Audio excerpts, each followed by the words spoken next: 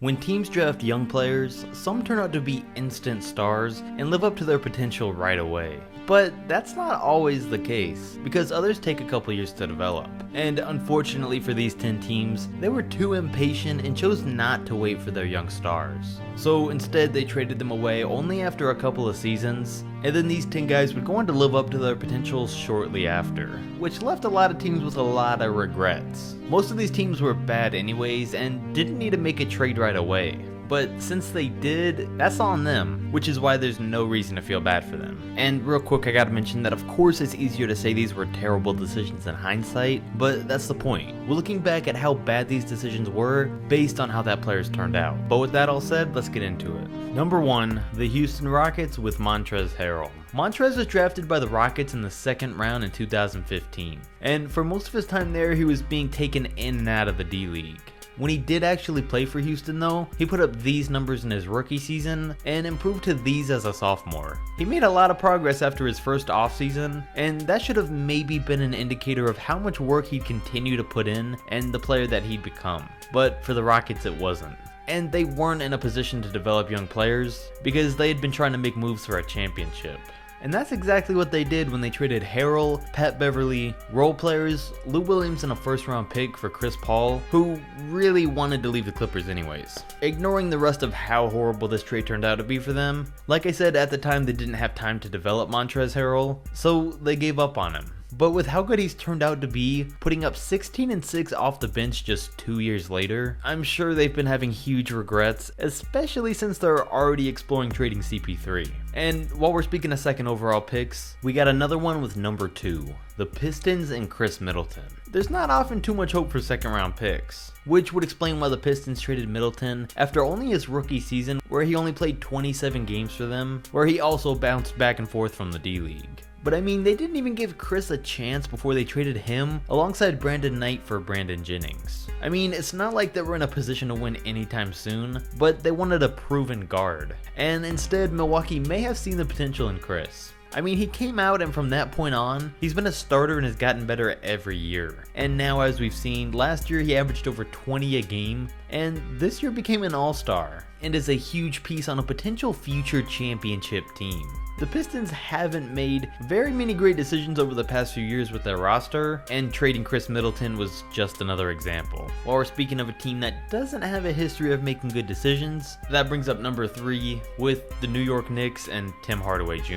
I mean, the Knicks drafted him 24th overall, and even while he was playing behind Iman Shumpert at first, he was looking like a solid player in his first 2 seasons with the minutes he was getting. But they wanted someone with more defense, so they traded him for Jerian Grant on draft night to the Hawks. Grant's gone on to average 6 points a game in his first 4 seasons, while Hardaway Jr. went on to the Hawks, and even though he still got limited minutes, when he did play, he was able to prove himself as a top scorer with multiple 20 and the occasional 30-point games, to the point where he averaged 14 a game off the bench for them in 2016 and 17. And proving the fact that the Knicks knew they gave up on him too early, they then offered him a 4-year, $71 million offer sheet that Atlanta turned down, so he was back on the Knicks and averaged 18 a game in his second stint there as their starting shooting guard. So we know for a fact that they know that they gave up on him too soon.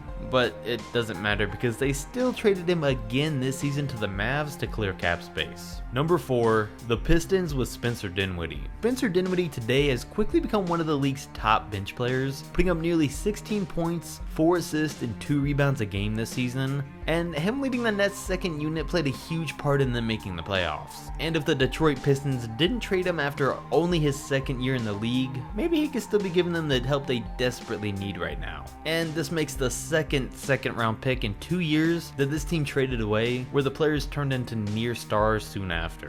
And it's the same story. Dinwiddie spent most of his time in the D-League with Detroit and never really got the chance to prove himself, averaging 4 points and playing 46 games in his first 2 seasons in the league, before getting traded for Cameron Barstow, who the Pistons waived right after. So they basically just got rid of Dinwiddie after never giving him a real chance. And sure, he didn't look like a great player back then, but they gotta be doing a better job of scouting players' potential, because like I said, this has happened twice. And now at only 26 years old, they've had to watch Dinwiddie as he's become one of the best bench players in the NBA. Number 5, the Thunder with James Harden. We're not going to spend time on this one because everyone knows it, but we still had to mention it. Sure, Harden left for the money, but there were things that could have been done differently that would have allowed him to stay in OKC, so they gave up on him too soon. Number 6, the Bucks with Tobias Harris. The Bucks ended up with Tobias Harris on draft night in 2011, and it doesn't look like they ever had any intentions of ever using him. I mean, they were already a bad team being led by Brandon Jennings and Monte Ellis, so there was no real reason to not give him a chance. But instead, they only played him 11 minutes a game, and consequently, he averaged 5 points a game. And instead of starting Harris, the Bucks chose to start Mike Dunleavy, an at best average role player for the Bucks.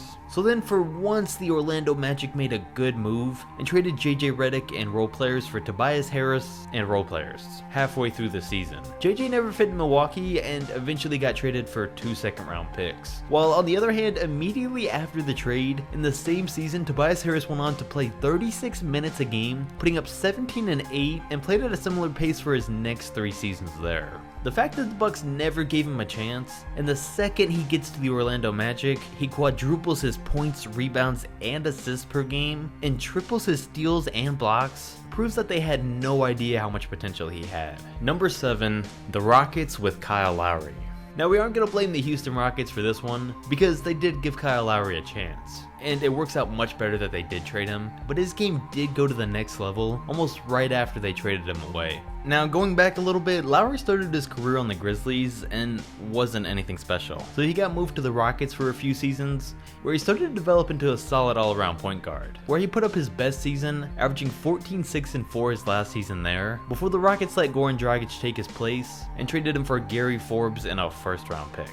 Now, 4 months later, that first-round pick would play a big part in getting James Harden traded to Houston, which is why we can't blame them for trading Lowry. And after they gave Kyle 3.5 seasons, where he was just an average point guard, you can't blame Houston there either. But in his second season on the Raptors, he would turn things around and average a career-high 17, 7, and 4 before becoming an all-star point guard for the next 5 seasons. It also helps that Toronto's been the perfect fit for him, but you get the point. Just because things worked out for Houston and they were better off, doesn't mean that they didn't give up on Lowry too early. And there's a similar situation for number 8, with the New Orleans Pelicans and Buddy Hield. It's similar because just because the Pelicans got the all-star DeMarcus Cousins in return for a deal revolving around Hield, doesn't mean they didn't give up on Buddy too soon, because they did. Especially seeing how things have worked out for both teams. It is definitely safe to say that Buddy Hield underachieved as a rookie, only putting up 8 points a game when he had some people believing he could be the rookie of the year. But as they had been for years, the Pelicans were desperate to pair AD up with another star, so they trade their former 6th overall pick to the Kings for their star player who only had 1 year left in his contract. Now, Cousins eventually got injured and New Orleans chose not to re-sign him, but on the other hand, Buddy immediately improved and put up 15 and 4 on 42% from 3 to finish out his sophomore season,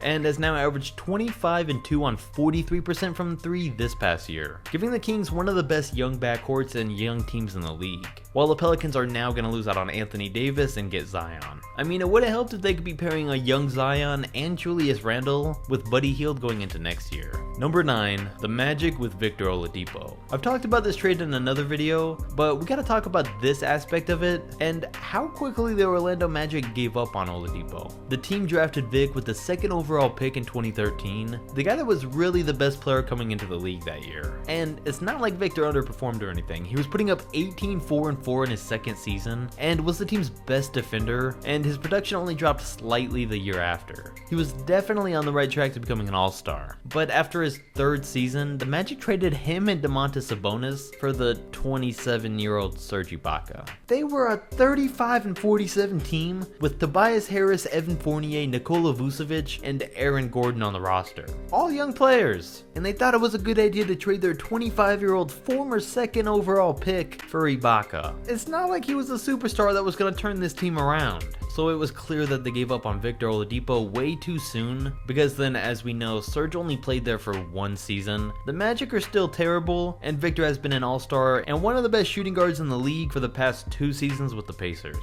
Number 10, the Lakers with Julius Randle. The only way Julius Randle ever got to New Orleans and proved himself was by the Lakers giving him away for salary space. And Randle's a future all-star if things keep going how they have for him. He put up a great 16-8 in his last season in LA before he signed with the Pelicans this year and put up 21-8-3, all while coming off the bench for a half the season. Magic Johnson's come out and said that he let him walk because he wouldn't have been a fit with LeBron, and because Randle wanted a 2-year deal when they could only offer him 1, which is because they wanted open salary space. And with how things are looking, he may have been the best they're going to get in that role, especially for the amount he's getting paid. And while we're on the subject, the Lakers also gave up D'Angelo Russell too soon, but Magic also said that the trade was because of the Nick Young situation, which is fair. And I mean, you don't turn down a chance to sign LeBron, but with everything it's caused, it's looking like it might have been better just to not sign him. They could have a young core of Jordan Clarkson, Larry Nance Jr., Lonzo Ball, Brandon Ingram, Kyle Kuzma, and Julius Randle. But after some trades are made this offseason, instead the only guaranteed player they'll have on their roster is a 35-year-old LeBron James. Number 11, the Timberwolves with Zach LaVine. There was a point in time not too long ago where the Minnesota Timberwolves had or looked like they had one of the brightest futures with a young big three of Zach LaVine, Andrew Wiggins, and Karl Anthony Towns. And this is a trade that still doesn't make much sense. I mean, first off, they traded not only Zach LaVine, but the pick that would become Lauri Markkanen and Chris Dunn to the Bulls in exchange for Jimmy Butler. While Jimmy was 27 in his prime and Towns was 21 and Wiggins was 22. It made no sense to use up future assets to try to win now when 2 of your 3 best players are under 23 years old. And LaVine was 22 and putting up 19 points a game at this time. Sure, he had just gone down with an injury, but the Timberwolves were in no rush to get better, and we see the situation they're in now. While on the other hand, Zach LaVine's only got better since his injury and is now averaging 23-4-4 for Chicago, and we're not even mentioning Lauri Markkanen. This terrible move alone cost Minnesota one of the brightest futures in the league as a team and 2 potential future all-stars. And it's not like they couldn't see it coming with how good LaVine was gonna be. He helped put on one of the best dunk contests ever, was as athletic as anyone in the league, and was proving that he could score and develop every season. A terrible move by the Timberwolves, looking back in hindsight, and even looking at it at the time it took place. Now I'm sure this video was hard to watch for some fans, and great to watch for others. But either way, don't blame me, blame your team. Drop a like, subscribe, and I'll catch you next video.